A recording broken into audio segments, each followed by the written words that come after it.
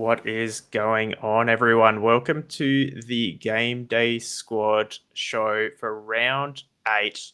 Proudly brought to you by the Game Day Society and AFL Fantasy Fanatics. I'm Mark. I'm joined by Bales once again. Bales, how you going? Yeah, not too bad.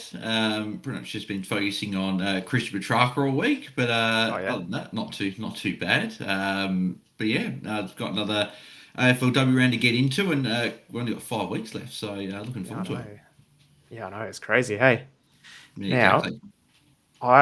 we've got a lot to cover this episode because obviously we've both been doing pretty well through the season. We've made a lot of tricky calls, but how have you been going the last couple of weeks in terms of your actual AFLW side?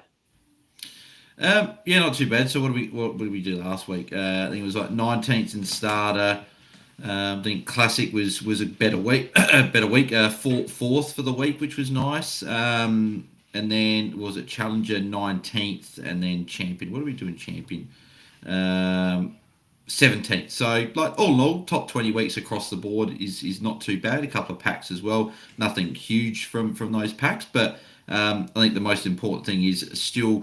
I don't know. I think I had top spot last week in Classic. If not, I took it this week. So currently top spot there. But you overtook me in starter. So I did have a top spot, Yeah, but I lost a top spot in at the same time. But I'd rather that's have right. number one for Classic, I think, at the moment, mate. But how about yourself? Obviously, I just mentioned a bit there, but I know Champion's the Yeah. one that you like a little bit. Well, I like Champion, but I'm actually doing a lot better in the starter comps because one starter last week, which was great considering I wasn't really expecting that with my the side I put in. I was kind of just focusing on my champion side, and then all of a sudden at the end of the round, I was like, oh, I won, so that was good. I think it just made a couple of lucky calls, especially with the Melbourne defenders, that kind of thing. So I'm actually sitting on top of starter as well overall, which is nice with a little bit of a buffer. Classic had it's still a great week, came 13th, but it means I've kind of dropped down to that 1-2, um, race that you guys are in. Challenger 26, which is kind of my almost throwaway squad where I just chuck the rest of my cards in. And champion, I was 6th, which puts me at 8th overall. So pretty happy. Yeah, but looking forward to kind of making some tough decisions now to try and get back up those leaderboards on the champion and other comps. So Exactly. let's jump into it. So starting off, oh gosh, is that slide terrible on your end as well? Yeah, it's the writings in blue, which normally it's Yeah, white. no, I know. I think it's. Give me a second. I'll see if I can fix this midstream under pressure because something's obviously gone amiss here. Maybe. All I can see is review odds. I think it's defense or something in a bad, good for ruck, and then first picked. Well, why don't you tell us all about your kind of takes for round 7, and then we'll see if I can get this fixed while you're talking, eh? Yeah, well, on the spot, here we go. Takes of mine just off the top of the dome. I think the big takeaway is anyone that was thinking that Noffy wasn't the number one mid.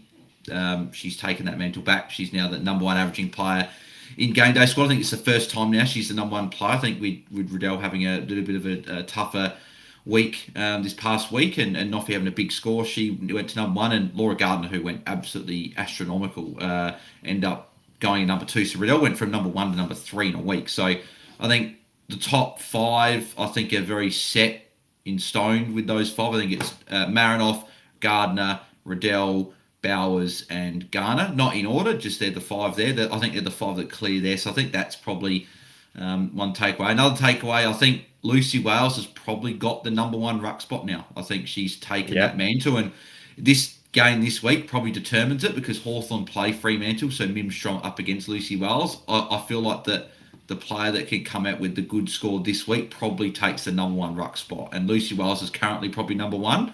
She's probably taken it, but Mim Strong's got a chance to take it back. So that'll be a big matchup hmm, coming up this week. And I think the other one for me was Maeve Chaplin is was someone I think we talked about probably a month ago about as a good option for us to be looking at. But I think that the last 3-4 games she's played, I think she's elevated herself into those top 3 or 4 defenders. So I think she's pretty much a lineup lock now, and she's got some good matchups there as well. And just while I'm talking about defenders, Maddie Gay listed as a test this week, so that could be a very valuable defender to have back, and someone that maybe you don't play this week if she's back, but if we see a good score straight up, then straight back into our game day squads, I think. Yeah, beautiful. I think I've got the slides fixed now, so apologies for all the technical issues, but we'll power through. My takes for round 7 are the North mids aren't gods. Like, we kind of had them sitting. So they are capable of having average scores. The relevance of that is probably nothing because everyone's going to be playing them anyway. But just something to keep in mind that maybe we can look at them as potentially, if you're needing to make up some ground towards the end of the season, you might be able to kind of drop them as a pod. Chaplin moves to the Melbourne defender of choice over Heath, for me anyway, just because Heath has let me down a few too many times now. In the same kind of sense, Zanker, I think, is just untouchable in that forward line. Had a great start to the season, but the role change seems to just be, killing any potential there fantasy-wise. Geelong ruck matchup is something that I think I'm just going to be trying to target as many weeks as I can, as long as there's, some semi-decent ruck option to pick. And the last one is just Wardlaw has just been consistently solid. And with a few forwards, which I know we'll probably talk about a little bit later, kind of being a bit underwhelming the last few rounds, I think Wardlaw needs to kind of jump into, ahead of some of those forwards in consideration. Well, I've had her for a number of weeks, so I'm happy to hear that. The only thing I would say about Jessie Wardlaw is that great score on the weekend. She did have a monster last quarter. She was on, would have been 40 game day score points at 3/4 time. So I think she's still someone that if there's a tough matchup, I'll probably look at other options. But she's someone that I think for at least for this couple of weeks she's still got some good matchups coming. I think she's still someone that's going to be firmly in my game day squad. Yeah, beautiful. So we'll jump through to the game by game matchups. Just a heads up, we're doing the giveaway again. We're doing it slightly different where we will still open some packs on stream, but hopefully I'll do it in a way where we'll actually be able to give away some better content compared to last week because that was a bit disappointing. Those packs last week, if anyone watched last week, that was horrific. It was, I think, Harriet Corden out of the 3 packs, the 9 players we got, Harriet Corden was the only one that we got. I think it was a gold or a silver or something. So it wasn't even like a high rarity, but something like that. Yeah. But so all you need to do is get involved in the chat again. We'll be looking at your questions, answering them when we can. And once we finish going through all of the fixtures, we'll cut off the entry, and then at the end we'll spin the wheel, and we'll open some packs. So jumping straight into game 1, we have the ruck matchup that you were hinting at earlier. Hawthorn versus Fremantle, Wales versus Strom. Just before we get into it too much, just off the top, who are you backing in the ruck contest here? Oh, geez. It's a tricky one. Form says Lucy Wales, but I don't know if it's sort of stubbornness. I just think Mimstrom's still going to, it's part of me is like, well, is Mimstrom going to put up a big performance and sort of come back to the number 1 ruck spot? Was she dealing with like a niggle or something? Like her hit-outs are down from last year. She had a great start last week. I think her first quarter was really good. I think she was mid-40s game day squad about quarter time. But after that, she went pretty quiet. So I'll probably say Lucy Wales just because there's no reason to not say her because she's dominating at the moment. She's taken that leap into the real elite rucks this year. And because she was a very good ruck already last year, but she went from probably anywhere from 3 to 7 to now top 2 and probably number 1 at the moment. So yeah, I'll say Lucy Wales, but I'm probably going to play both in my game day squad, to be honest. Yeah, which I don't love playing rucks up against each other. I like to go, I want this ruck to play well, and the other one to not as much. But I think they're probably the two we're playing, just with Morphet Yeah. injury. I think Schultz is up against Alex Edmonds. I don't love that matchup for her. So I think that I'm probably looking at them. Yeah. What about you? Are you Lucy Wales? I think I'm Lucy Wales purely for that kind of ceiling score. I think that Strom's been consistent with an incredible floor, but I feel like looking at her numbers, so she's only gone above 113 once this season and above 110 twice. So she doesn't have the 4 quarters of dominating, whereas Lucy Wales has done that a couple of times this year. Like, Strom will have a big quarter, then she'll have a couple of quarters where she's not great, and then she'll have a quarter where she's like decent. Like, it's sort of a bit of a roller coaster throughout the whole game, but she'll just pump out like a solid score. So just waiting for that 3-4 quarter effort where she puts up a 130, 140. But yeah, in saying that, her lowest score this season is 92. So you know what you're going to get with her. So that's should be a good enough stat to just pick her every week. Yeah, but she's probably not number one now. I think Wales. Yeah. So in terms of anyone else at Hawthorn, like, I kind of like the forward matchups here. And I've actually got one in my pod later on, which, I don't know, probably if you're looking at the matchups might not actually be a pod. But I kind of need to talk about it now. McDonough. Yeah, I was going to say, she's someone that pretty keen on. The 2 games that Aileen Gilroy's been back, she's gone really well. She's not currently in my squad, but I did put my squad fairly quickly together. I haven't really had time just yet this week to real knuckle down and put the squad together. But she's someone that, like, I've got Ham and Malloy sitting in the squad at the moment, right? And they both got North Melbourne, which we'll talk about that later. But I'm a bit nervous about that one. So McDonough could come in for one of those two. So anyone else in Hawthorn? I mean, obviously Lucas, right? Every week. TLR, her run, really good run starts now. Like, she's like, they've been great. The whole season. But their run for the next month is incredible. So they're going to be locked in already, and they were already locked in regardless. But in terms of Freo, I think Kiara Bowles is back in a big way. She's probably back to a sense of she's probably the number 2 mid, I'd say. I know that Free Kick did their rolling their Sweet 16, and they had Bowles at 2, and probably agree the way Bowles has gone last month. She's been back to her very best, and I think she's one of those players now. Classic, you put a platinum in there or a gold, whatever high rarity you got, champion, challenger, you put as much salary on as possible. I think she's one of those players that you just have to have. Yeah, like the last 3 games, 149, 184, 152. Like, that's perfect, really.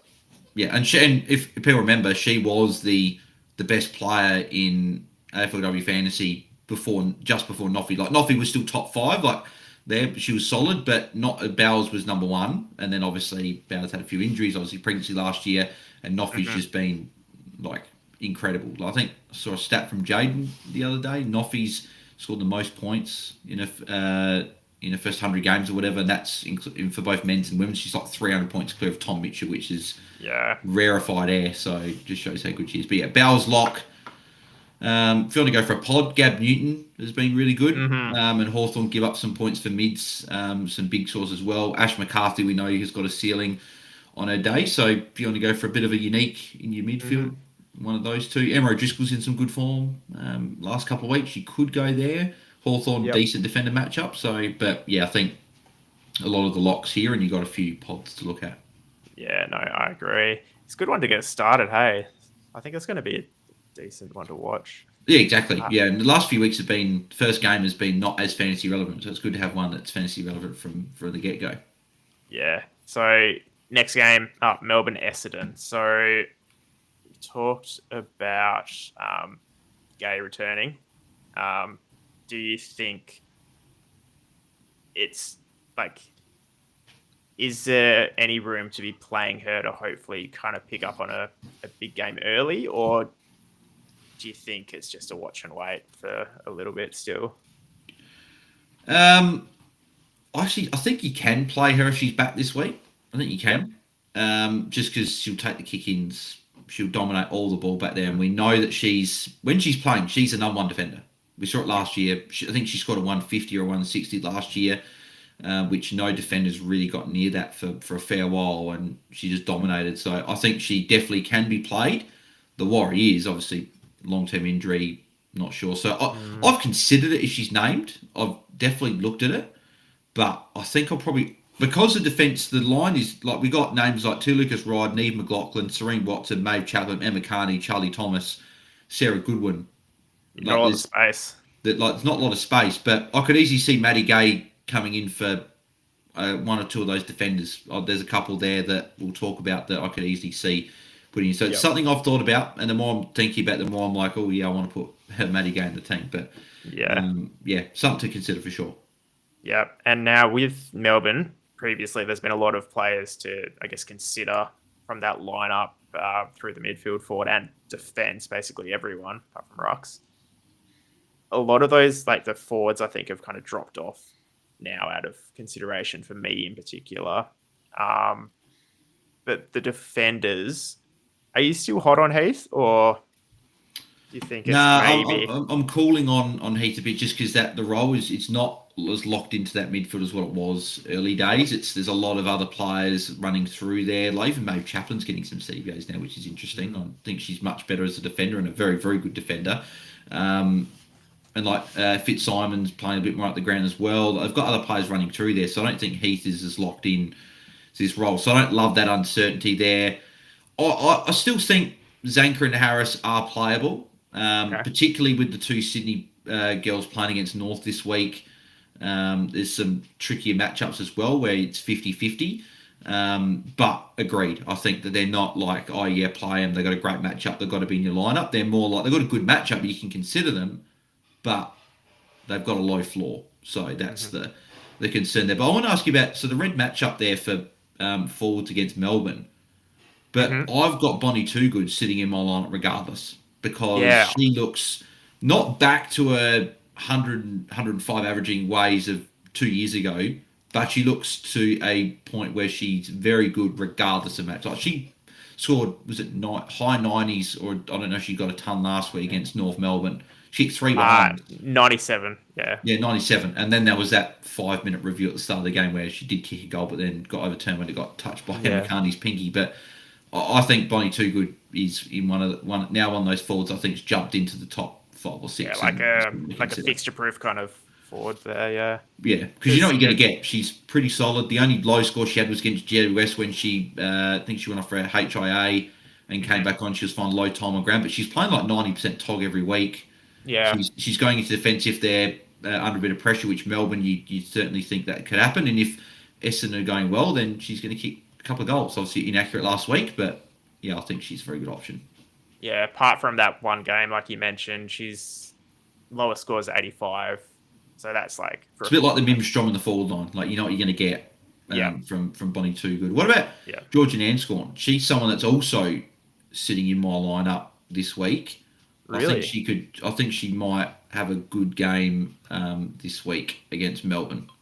Yeah, I'm a little bit off just because of the run of games, the last 3 games, 101, 111, 117. So she hasn't gone under 100 though. That's what I do like that. So she's got a really high floor. I think she'll go to Kate Hall this week. I think that'll be a little bit of like a stoppage sort of matchup, not a tag or anything like that, but just to keep an eye on Kate Hall. So I think that could be beneficial to her. And I think if North, if you look at the matchups, right? So Essendon, they've had some tricky matchups last week. So they had North last week where she still put up over 100. Freo where they got absolutely belted there.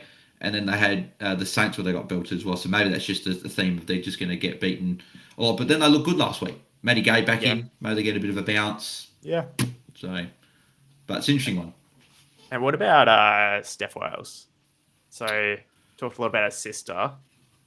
I don't love the matchup there against Melbourne. She's an option. I just think, though, that Strom, we know what we're going to get. And Lucy Wales is number 1. So I think I'll probably play a sister at the moment. So I've got a Wales in my team.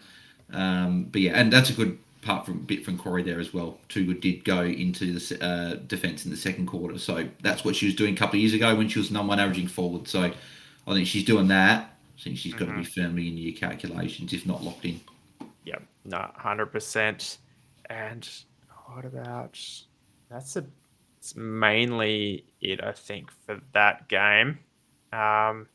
Chaplin scored incredibly well last week. If you went Heath over her, you'd be kicking yourself, which I think a lot of people probably did. Yeah. I think Kate Hall you can still play as well. I think she's still an option in the midfield. There, I said obviously Jean Anscombe will go to her sometimes at stoppages and that, not as a tag, just as a matchup. But we know Kate Hall, she plays huge game time in the midfield, goes up full, kicks a couple of goals. I think she's someone that you can definitely consider. Yeah, and it's the kind of game where I can see her kicking like maybe 3 or 4 as well. So definitely a decent option. All right, we'll push forward. So I think it's GWS St Kilda. Yeah, GWS St Kilda. This game, I've got Richards on the slides just because I made them prior to the injury announcement. Yeah, it's a shame because she was going really, really well and probably someone we're going to speak about tonight as someone that, put her in. She's been great role, but unfortunately with the pretty serious ankle injury, she's now for the rest of the year, which is a shame because she was looking really good in there. But I think this game's got a lot of locks in it. I think Goldsworthy is a lock. I think Wardlaw is a lock in this matchup. I think Serene Watson is a lock. And you got a couple of options. Like, I don't mind a bit of a cheeky... If you want to go pod in the ruck this week, I think Eilish O'Dowd could be that choice. Yeah. The matchup's there. She could win some extra hit-outs. We know what she does around the ground. I've actually got... I had the choice between, in my champions team this week, to play Platinum Matilda Schultz or Diamond O'Dowd, and I've gone for Diamond O'Dowd this week for the matchup. Yeah, so, I like that. I think I'm doing that this week. Numbers are there. It's just, What about that negative 7.7 to midfielders, which, Goldsworthy basically is a midfielder in terms of the role that they're playing. Does that worry you in terms of someone who's averaging about 100 and then dropping the 7 points? Or is Goldsworthy just locked? I think she's just locked, but if you normally play, like, for example, in Classic, if you play Platinum instead, maybe you go to a Gold or a Silver this week. Maybe just in case there's the ceiling's not there. But the thing with Goldsworthy, right, it doesn't matter what matchup. She could just put out a 140, 150. Doesn't really matter. Like, she'll find a way. Like, her score was a couple of weeks ago when she had that monster score.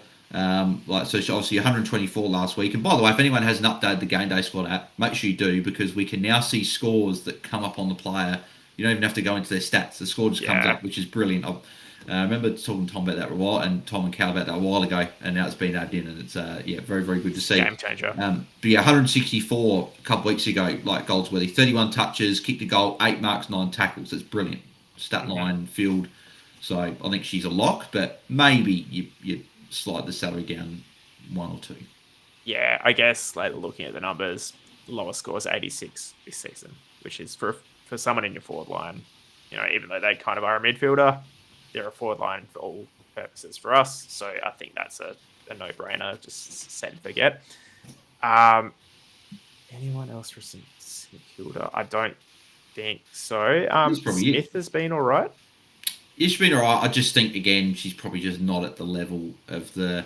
good player, but in terms of fantasy level, I don't think she's quite at the top 6, top 5 enough. And it's probably not enough of a good matchup for me to go, she's a real consideration.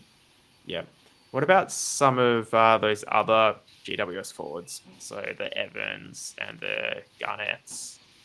Well, Garnett put up a lower score last week, I think it was, and I've always felt that she could drop that score, so I'm a bit worried. Yeah. Evans could be an option against St Kilda.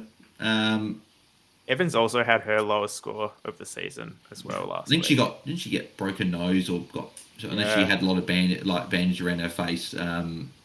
So, could be an option. I've probably just got a few options ahead, I think, this week. But someone to consider for sure if you want to go for... Because I think the forward line's the one spot where there's not enough players that put up high floors every week. And they're the ones where the ceiling scores can pop. So the forward line is where you can get the real pods an advantage week on week. Yeah, no. Agreed. Now, the next one is probably, the game of the round, I'd say, North Melbourne, Sydney.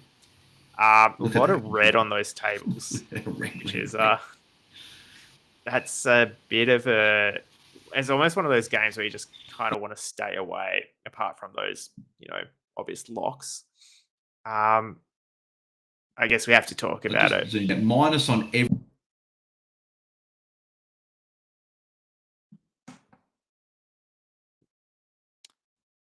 I think I've lost you, but is that something on me or you?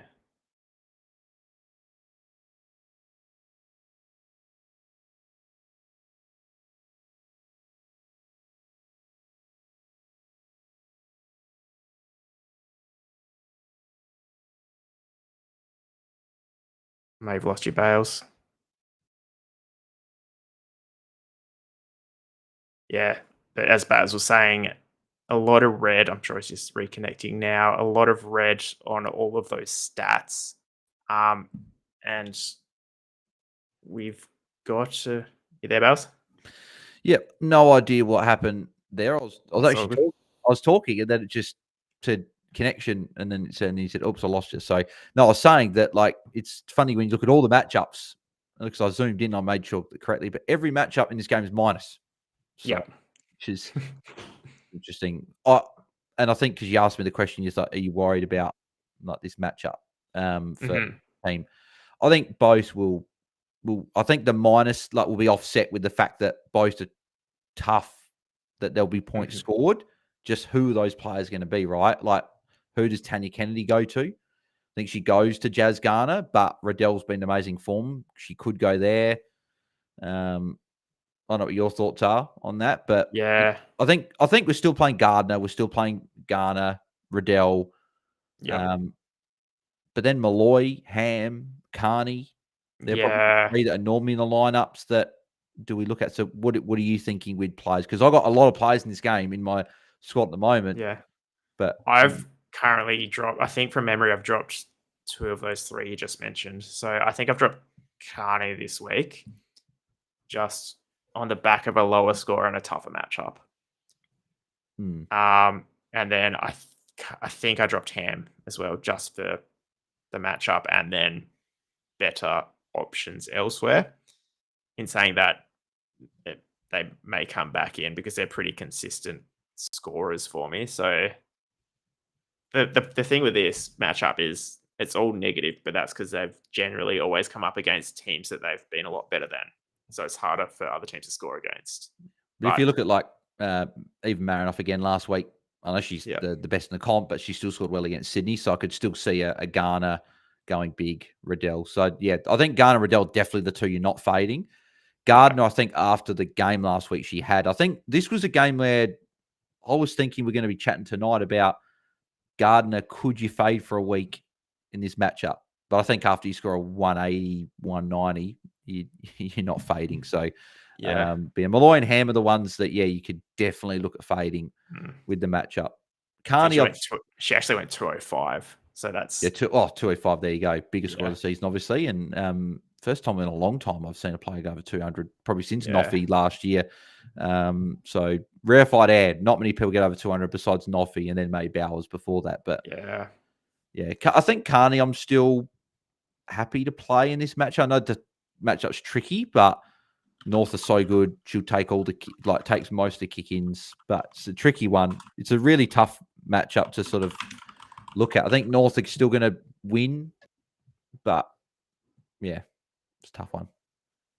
Yeah, I agree. And I think I saw it was more of it confirmed out, or is she was listed as a test. I don't know if if there's any confirmation or anything yet. I know she was a test on the injury report, so I can have a look and see if there was any confirmation. But just while I remember as well, the teams for tomorrow night, Hawthorn and Freo are in. So Hawthorn, Emily Everest, Ellie Simmons, and Daisy Flockhart coming in for a debut. Come in for Mackenzie Eardley, who's been managed. Emily Bates out injured, so that's a big out for Hawthorn. She's out for a little bit as well. And Sophie Butterworth's been dropped, and then just Dana East in for Orla Lally, who's out injured. So no real major fantasy implications there. I think there's one way to look at it Oh, sorry. I was going to say, is Laura Stone available as a forward in game day squad? Great question.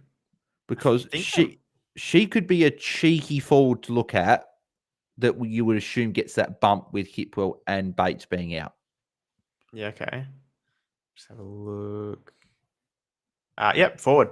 So that could be a good option. That could be something we talked about Anya McDonough. Laura Stone will go on my pod list, but she'd be in my pod list, Laura Stone this week. So, I'm just having a look here as well. Who was it? Sorry, we were saying about Ali Morpher. Yeah, it says test. So I guess we'll see if she plays or not.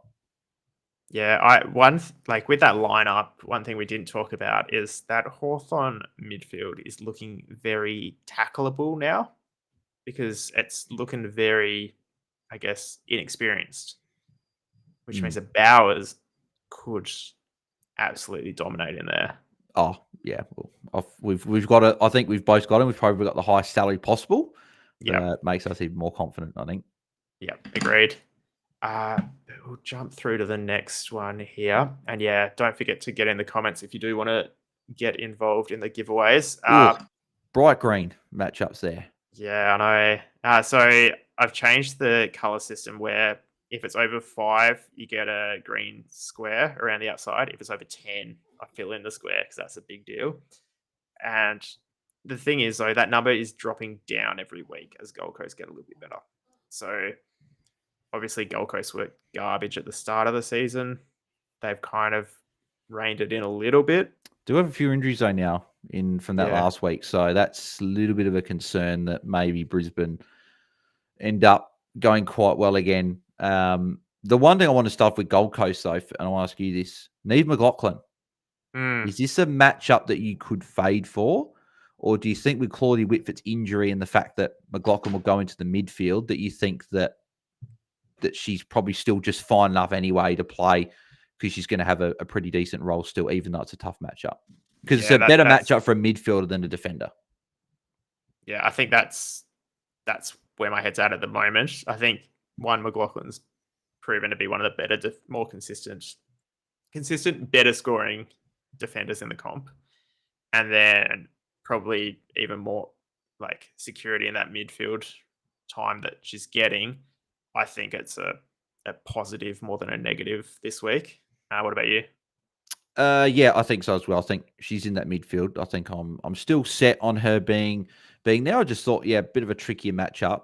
I'm a bit nervous there. She's probably only Gold Coast I'm looking at. I think Rowbottom, not the matchup you're looking at for as well. And she had that big game against the Crows, but she's still just been really like a 90s, low hundreds player for a lot of the year. So probably just not someone we're looking at this year, just at the moment.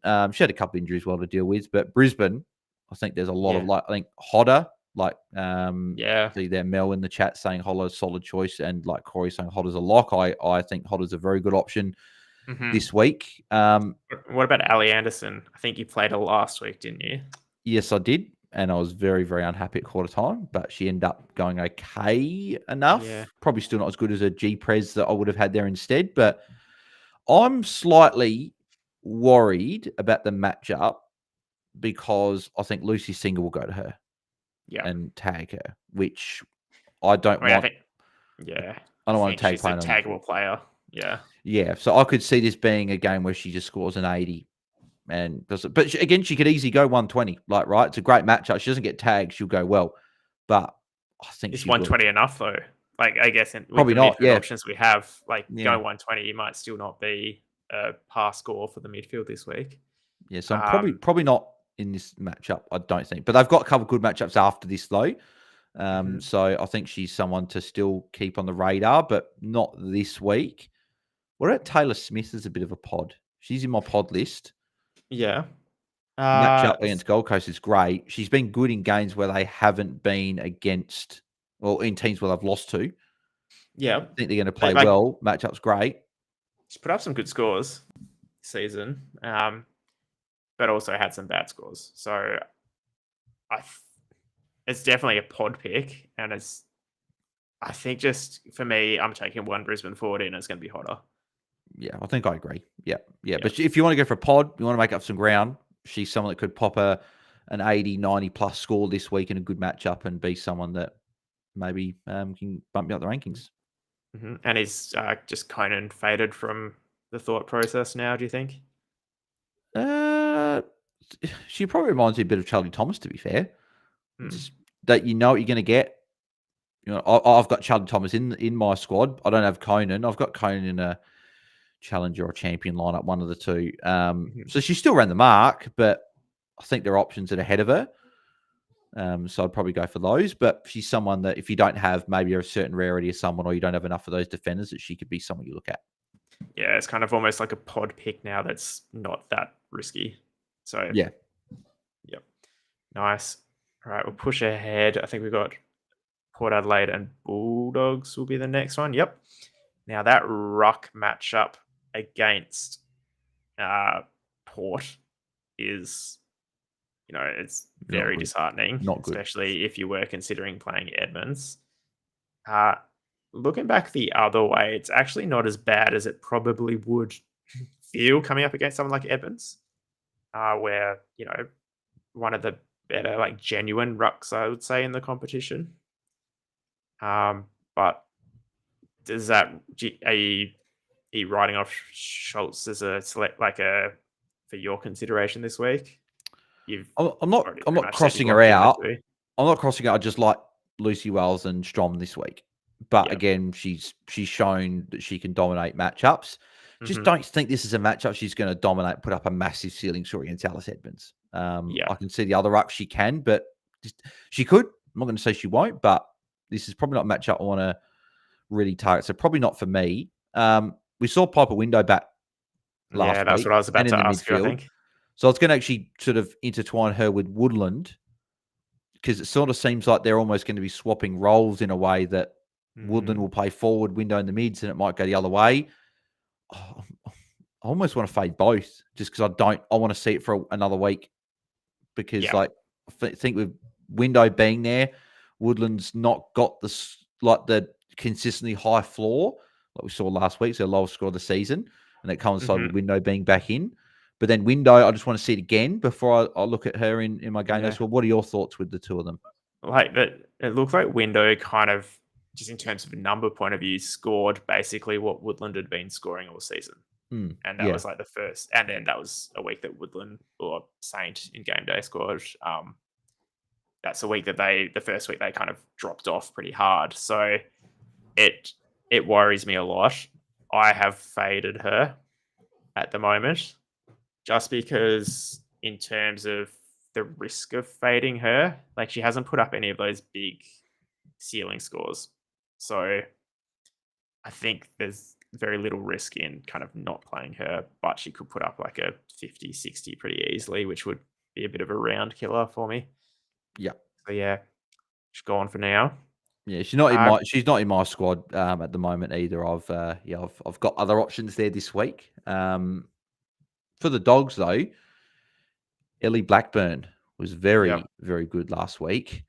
I still think the role's still got a little bit of forward time in there, but the matchup's green. She's a great player. We know what she can do. Is it just too much of a pod for you? Well, we'll wait till we get to the pod list, but okay. Oh, there we go. I think it's too much of a pod for me to play, if you put it that way, especially considering I'm kind of in contention in a lot of competitions. So it's a pretty risky call, especially for a midfielder, to be chasing those. What was it last week? Put on a good score of 146, but then, Noffy's been doing that every week. Bauer's been doing that every week. So, like, who are you dropping to bring in Blackburn? Yeah, I think it's probably just too much of a pod. I guess maybe next year. Is she going to be forward? Is she going to be a forward in GameDay squad? That's probably something to watch. But if she's going to play a lot of mids, mid-time now for the rest of the year, probably not. But something to look at. But I feel like I don't like it. Besides maybe Blackburn as a sneaky pod, I don't like any other option. No. And obviously, we've talked a fair bit about Georgia Stathis, but she's off the radar. That ship is gone. It's not. I don't think there's enough weeks for me to actually win back the favor of her. She's let me down too many weeks. I dropped her. If she played in the mids this week, then she'd be back on the radar, but not at the moment. Yeah, no, fair. I like that. That was like an of like, even if she's mids, I'm gonna have to see it for like a couple of weeks before. Yeah. The thing is, my concern is that she'll play mid for the last few rounds, play all right, and then she'll be a mid next year, and then we'll just lose her completely. Yeah. But yeah, other than that, I think we've kind of covered everyone in this game that's up for, I guess, consideration. Yeah. Cool. Jumping up now, Richmond, Adelaide. We had a question in the Discord earlier. Is Conti selectable this week? Yes. She hasn't had a great last fortnight. But St Kilda a very tough matchup mids, as we saw a few matchups ago. Last week she was up against Brisbane. Again, not a great matchup, but she was okay. But we've seen what Adelaide have given up to mids. We saw Laura Gardner go 206 last week. Trying to think who was the other mid that went really big recently against the Crows. Was it Prosparkas, Georgie? No, there was another mid that went pretty well. I'm just trying to think off the top of my head. I'll be able to find that, I'm sure. Yeah, but someone went really, really well recently as well. So it's like, I think they're giving up enough points where you can actually put up a decent score. So I think Conti's definitely playable for sure. Rowbottom. Rowbottom, that's the one. Thank you. Yes. Yeah. So Crows I think with Anne Hatchard playing a bit more forward, that's what's allowing these other mids to get a bit more in the mids. So yeah, there you go, Rowbottom. Yeah. So yeah. I think Conti definitely. Yep. But besides Conti, I think that's probably it. Yeah. I don't think there's anyone else. But on Adelaide's side is Noffy lock, as we always say. But is Sarah Goodwin come into your sort of? She's obviously been our cat for a couple of weeks now with the midfield time. But for me, I think she's, if this role sticks, she's in my squad for the rest of the year. Yep, agreed. I think definitely she's kind of just jumped ahead of Emma Carney, I think, for me, just in terms of like the reliable defenders. So I'm picking her every week. Who else is there? Apart from that, maybe, Anne Hatchard, we've talked about her a few weeks, has been an up and down kind of player. That mid numbers looks pretty good. This is a game where she can actually score quite well in, but the role is just, it's good for the Crows in terms of like their structure. They've still got someone as a target, but until Chelsea Randall and Caitlin Gould are back, which I know Chelsea Randall's dealing with still some concussion symptoms, so she's out again. So that's a little bit of a flag just on Chelsea Randall, just because that's a few weeks out now. Normally we see most players come back after a week, whereas this has been a few weeks, and this was delayed concussion, so it's a bit concerning as a Crows fan there. And Caitlin Gould's out for, you think, probably the rest of the regular season. I think this is going to be a thing with Anne Hatchard for the rest of the year, so I just think that I'm probably fading until I see something change. I just want to get the CBAs up for the games. No, that's, of course, it's taking me to the AFL Crows CBAs. So I just want to get the CBAs because obviously Sarah Goodwin, the numbers obviously have gone up since the last 3 weeks. Sarah Goodwin's CBAs have been 73%, 94%, 93%. So she's gone in as the number 2 mid, equal number 1 mid, along with Noffy. It's Noffy 94 and 87 the last 2 weeks, 94 and 93 for Goodwin. And then you've got Danielle Ponta's sort of 44 and 73%. Then you've got like Hatchard a little bit, Brooke Boileau a little bit. I think Ewing's went in for 1 or 2 last week, Charlton 1 or 2 the week before. So I think Goodwin's firmly in the top 3 mids. And if we've got a midfielder that's scoring well like she is in defence, so it's a bit of a freebie, I think. So yeah, 100%. Yeah, for sure. That's probably it though for that game. Yep. Jump up. Is it Carlton and Geelong? So Geelong rucks against. Yeah. But are you picking Harrington or Jess Good though? Because I feel like they're both going to probably score 80s, but don't know if they're going to put up enough. Yeah, and then an 80 turns into 100, which probably is the floor of a lot of the other options. So I currently do have Harrington in as my R2, which I think is a pretty. Spicy. I know that is my spot. It's a good pick though. The matchup's there. I don't know why I do this. Like I won starter last week with a pretty, standard side. I kind of pushed ahead in the lead of standard. I should just be doing safe picks and let everyone else kind of make the risky picks. But I'm not. So Oh, Brie Harrington still did have 50% CVAs last week. So it's not like she's like 20% ruck, 80% forward. Like she's still getting a lot of ruck time. So if she's gonna have half the game in the ruck, she's gonna score well. Yeah, so and the hit outs are trending up, which is nice. So I don't mind the pick. I think if Wales and Strom weren't playing each other, that would just be the easy lock for the round. Because they're playing against each other. Yeah, I'm just a little bit nervous. So I'm kind of jumping on. I think I've committed, and I'll cry to you next week about it, or maybe over the weekend. Oh yeah, I'm sure I'll get a message over the weekend. Yeah. But like plus 21.16 points is a massive positive. So yeah, that's sure. But I felt this is a matchup where I'm unsure about a lot of players. Like John Cartney up against. I think they're very evenly matched. I think it reminds me a bit of the, probably not like even terms. I think North will win against Sydney, but it's like that matchup where it's like matchup for fantasy is quite even. This matchup, I feel the same.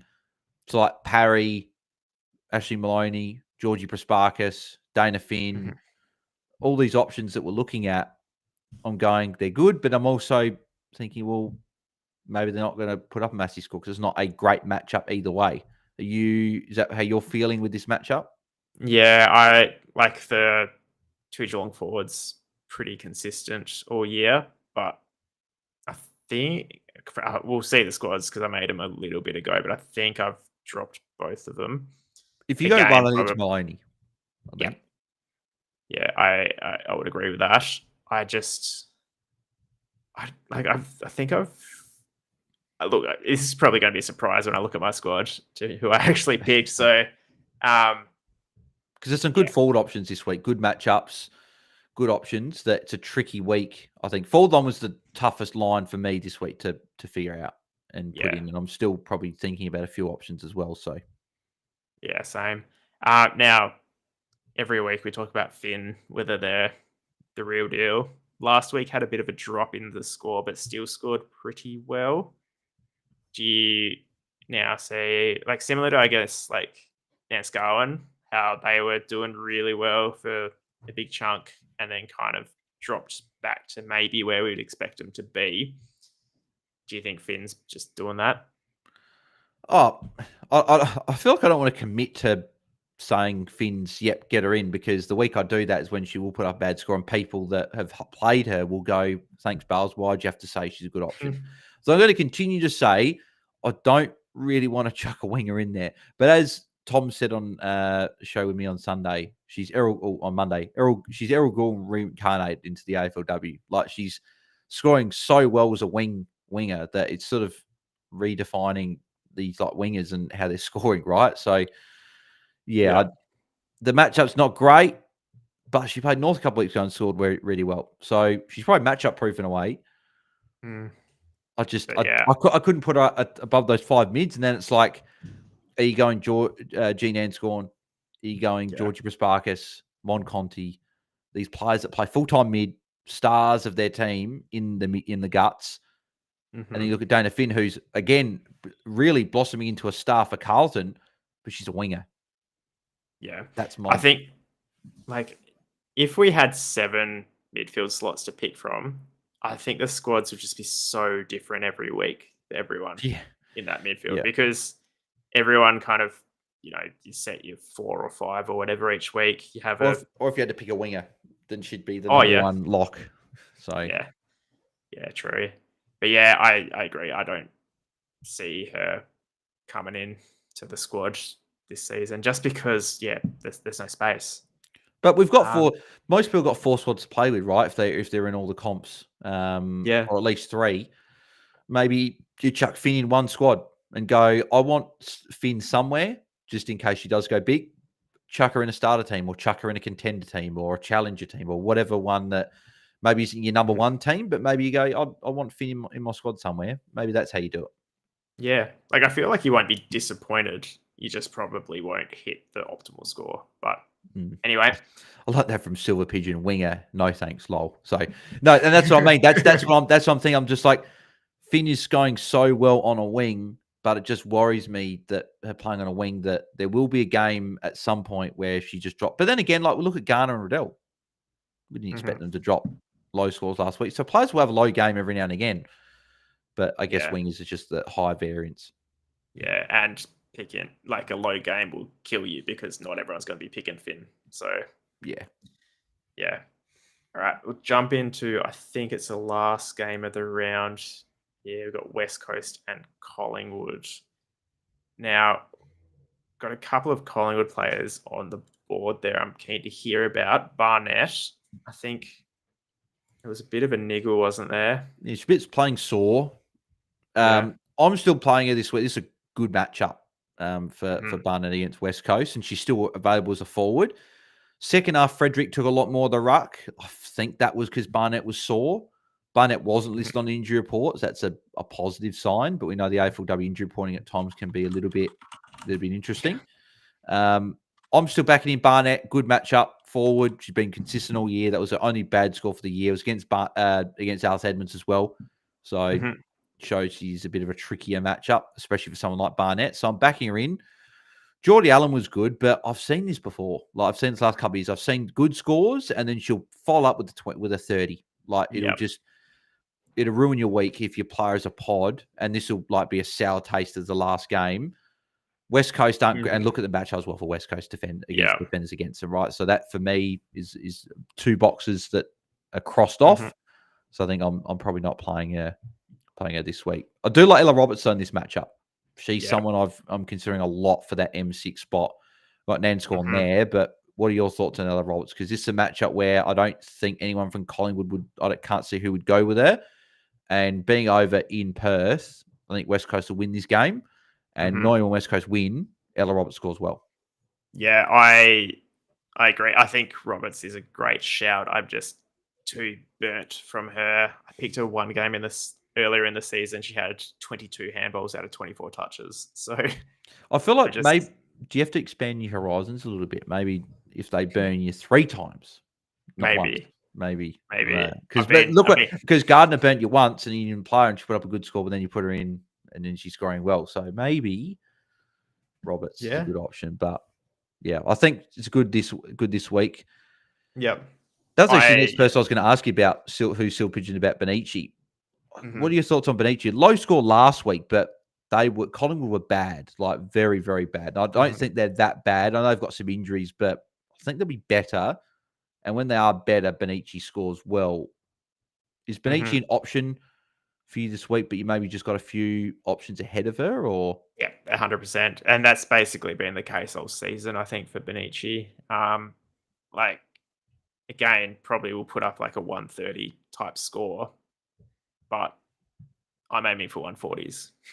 I don't know if it might be a bit cocky, but that there's so many players that can put up that 140, 150, 200 score that you don't want to be missing them. So, and Roberts is the sort of player this week that could go big. So I prefer Roberts in this matchup over Benici. Charlie Thomas, I still think she's going to pop a big score at some point. Like, she's got everything going for her. She's got the kick-ins. She's a main distributor. I think Swanson being back there is probably cut into she's getting a lot of 80s and 90s, is probably cutting off those hundreds that she did last year. But I feel like there's a game at some point where she's going to go big, and it could be a game against Collingwood this week. Just one player that's come up in the comments, which we forgot to talk about, is Cordner for Carlton. She was in that. Made of her? She was great last week, and she's probably one of the All-Australian defenders this week. This year. Again, she's a defender that could just pump out of 30 or 40. Like, she'll play well, but she'll put out a lower score. Like, I think she relies a lot on intercept marks and intercept possessions where it's probably not enough. Whereas like someone like Jenna Richardson, probably another one we didn't mention for Hawthorn, she gets a lot of ball chipping around the ground, even just from contest and that, not all intercept. Whereas Corner's a lot of intercept and not a lot of the sort of chip marking around the ground. So that's my worry. That's probably not why there. But G-Prez, yeah, definite option. She's probably just she's like the Isaac Heaney of AFLW in terms of like she can break a game open and she's going to be the best player on the ground. But is that going to translate to a 140, 150? Probably not. Like last week, she was incredible against Hawthorn. She was the reason that Geelong probably should have won the game. They obviously lost the game in the end, but she was best player on the ground, probably you'd say, and she scored 115 or something. Yeah. Something like that. So, yeah, good option. Do you have to play? No. Could you play? Yes. Yep. I think that's fair. Chris Marcus is one that I played last week, and I thought I was off to a terrible start for the round because she looked like she was absolutely carving it up everywhere, and then that score wasn't ticking up, and I kept refreshing because I thought there was something going on with the scores. And but yeah, I don't know what happened, but yeah, definitely just doesn't get the marks. She just doesn't get the marks a lot, so that's the thing. And if she doesn't rack up the tackles, that's really gonna sort of just mean she just scores a low 100. Yeah, and she's probably one of those players that sits with like the Contis and that kind of sit just outside of those top 5, 6 where you're like having to, make a case to pick them every week. So for me, not this week, but definitely an option. So that's the round. So what we'll do now is we'll quickly run through our pods. Now I put Hodder as number 1 pod, but now thinking about it, I don't think she's a pod. She's someone that we haven't kind of had as a lock every week, but she's someone you need to play, I think. And I more just put it here as a, public service announcement that play Hodder. After that, I've gone Harrington in the ruck against Geelong. I've gone her for now. I think just that Geelong matchup is really good. The averages are plus 20, but that's probably more because, the people who are playing against her are going from like 120 to 140 or like 100 to 120. So I think even though she averages 80, I still probably see her going that like almost up to 120 score. So that's what I'm kind of targeting. Number 3, I'll go on Blackburn. I think we've talked about all of these players in the thing. So that actually makes me feel good about my selections this week because previously I've picked people who have just been like, what's going on? But Blackburn, good, incredible last week. Good matchup. Just a little bit worried about that kind of forward time, but still definitely an option. McDonough is someone you can probably play pretty confidently in your forward line, I'd say, this week. Good matchup, pretty consistent. Seems to be a target for Hawthorn in all the games I've watched as well, which is nice. And then O'Driscoll in defence for Freo up against Hawthorn. Just had 2 pretty consistent games of, somewhere in the 80s. And then a good matchup now could see, that 100 type score. So thoughts? Yeah, no, very good list. I would have had a few of those in my list as well. The only other 2 I guess I added was real pod forwards in Taylor Smith, obviously great match against Gold Coast, and then Laura Stone with Emily Bates being out as a forward could be a bit of a sneaky shot. We know she can rack up the tackles when she's in the mids. I think she's been named on bowl as well for Hawthorn tomorrow night. So, Laura Stone could be a sneaky pick. Yeah, for sure. Got another question in the chat here. Thoughts on McCormack? Yeah, probably another pod this week to consider. Saints, I think she's a decent enough matchup. I've got McCormack a couple of squads, I think, across the board this week. Maybe a challenger or champion or one of those 2. So she's not in my top 6 or top 7 in terms of like the defense I've currently got, but she's someone that I'm definitely considering. Yeah, beautiful. So we'll jump into the squads. I'll go first.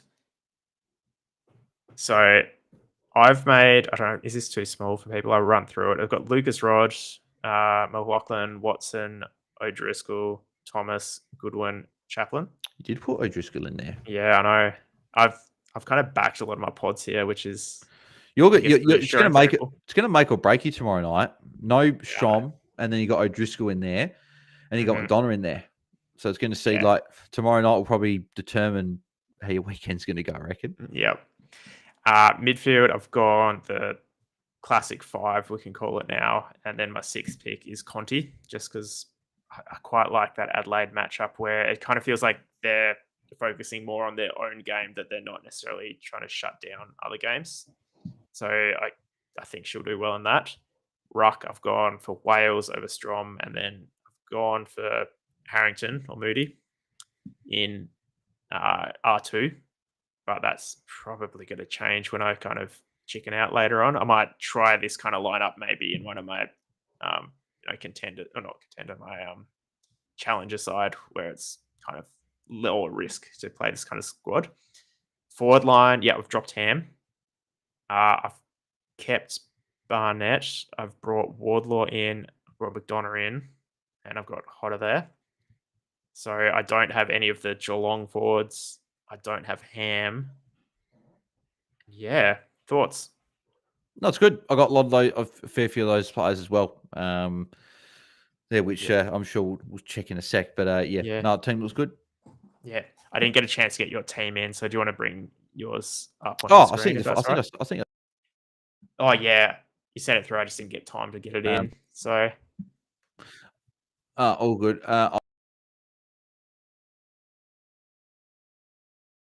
Oh no, we lost you again. So maybe we'll just talk through your team.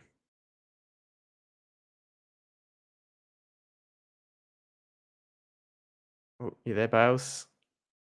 I'll talk through Bales' team while he's sorting that out, because he did send it through to me.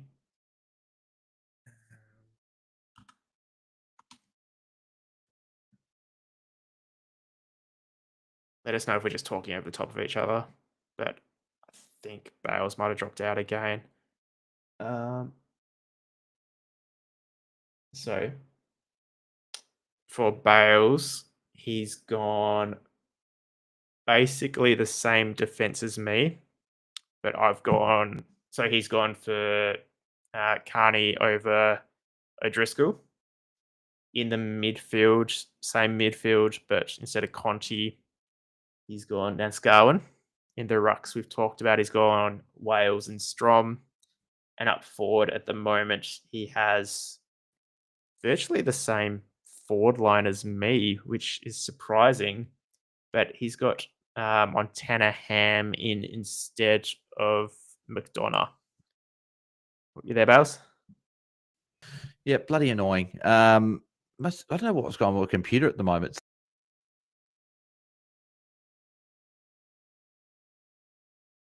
Oh, no, we're good. No, you have got me? I quickly just ran through your side. Yeah. I just talked through your side. It's surprisingly similar to mine now that we actually kind of weigh it up. And funny enough, like Conti's the one it's been her and Nanscorn and Ella Roberts have been the 3 that I've been thinking about from those 3. So I'm not sure where I'm going to go with that there. Yeah, forward line. I heard you just talking there. Like defense is fairly settled. I don't think I'm going to change much there. Maddie Gay's someone that if she's named, I'm going to be very, very interested to play her in, maybe over a Emma Carney or a Charlie Thomas or a Neve McLaughlin if I want to go real pod there. Wow. But probably, and then forward line. Yeah, the Sydney forwards are probably the ones that do I play them both this week or do I play maybe Malloy and take Ham as you've done and play another option? Like there's a lot of good options in the forward line this week that I don't have. Like Woodland's still a decent enough option. Parry, Maloney, Window. I think the 2 Melbourne forwards in Harris and Zanka are still fine in matchups like this. So there's still Anya McDonough's someone I'm keen on. So it's a couple of decisions I made, but teams mostly sort of, as I said, fairly similar, but a couple of changes. We're normally like 5 or so apart anyway. It's about that. I thought that I had a pretty wacky side this week, so I was kind of expecting a lot more. But I think maybe my differences are a lot more potty than yours. You've gone for variations in a standard team, whereas I've kind of gone a bit more left wing. So I think if you look at like TLR, McLaughlin, Watson, Thomas, and Chaplin are probably in a lot of teams, along with maybe Goodwin.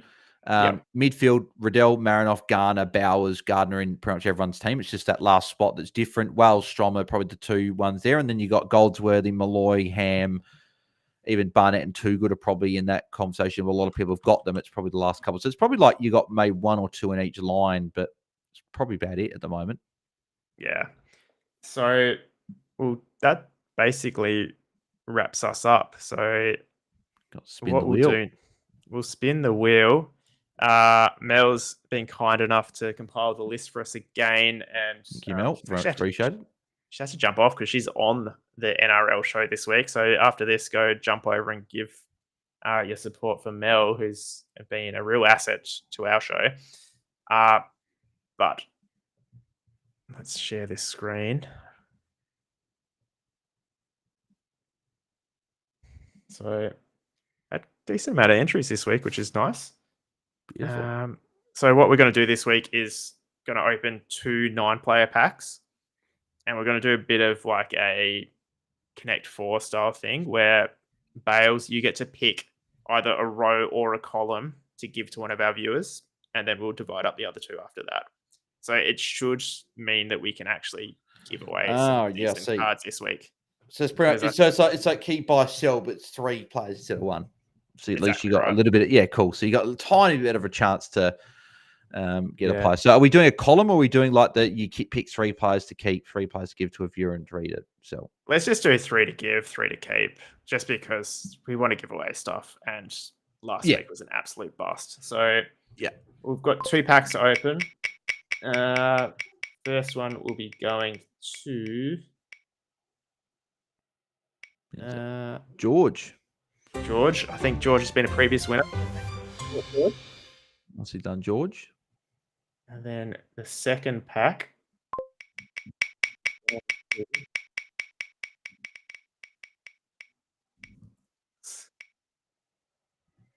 Izzy, I think Izzy's also been seems to win every week. So thanks again, Izzy, for the support. So we'll jump over to the packs. I'll get them open quickly. I'll let you give away the cards after we open it, just because. You're the expert. Fanatic, I reckon. I'll keep it at that. Obviously, because keep it in the name.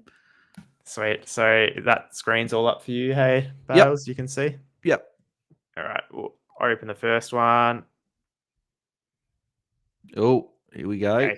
Got a platinum at least in here. Yeah, that animation means platinum, which is always nice in a common pack. So what I'll do, it doesn't really matter the formation because we're just giving away 3 cards. So Lynch, no, Cavallis, Ballard, Davison, Ronells, Mimstrom, gold. That's a hit right there. Okay. So I assume you're keeping that one for yourself. Maybe. Oh, and a platinum Bowers. Ooh, this is a great pack for someone, and Rankin. Sorry.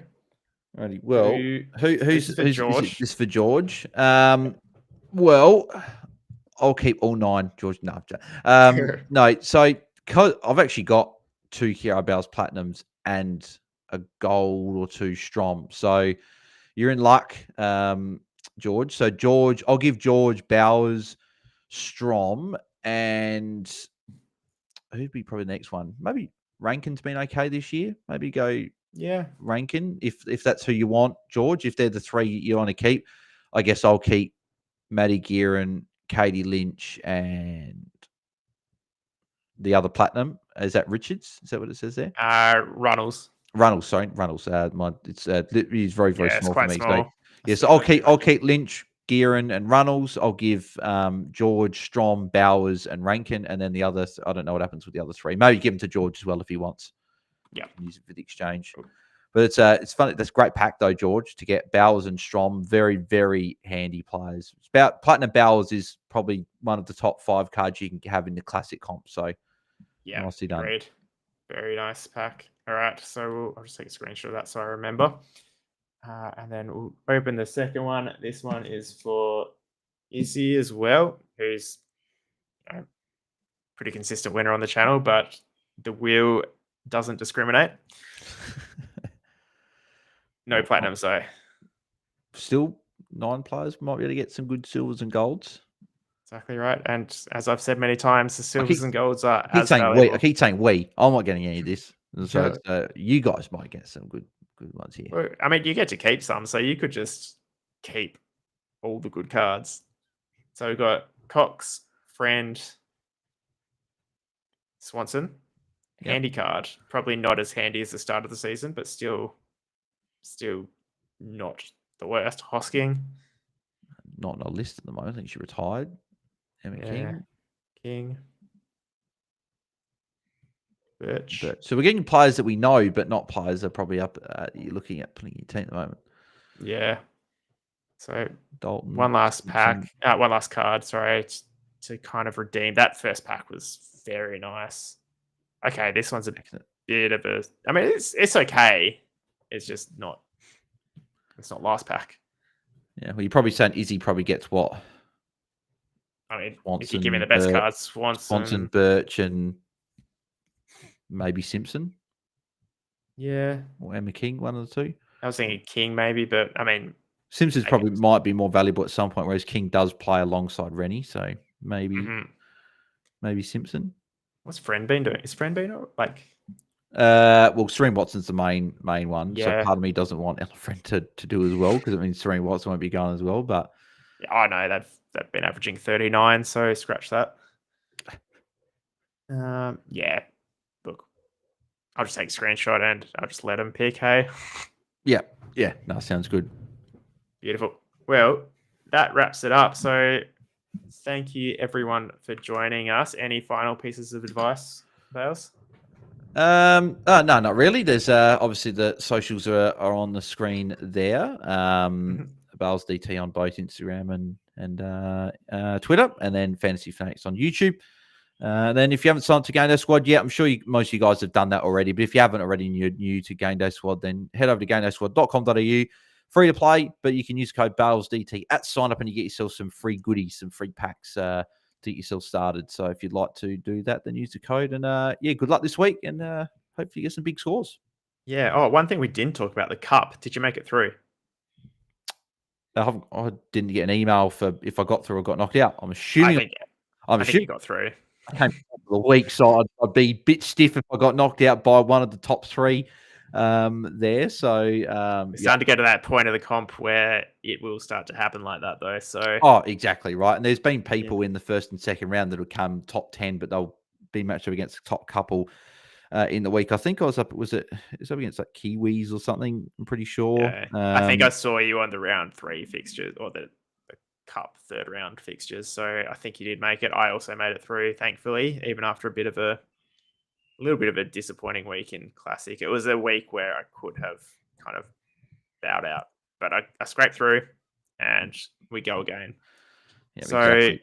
Again, you want to make it to at least the last sort of few matchups, because then you get some really good rewards. So that's the hope.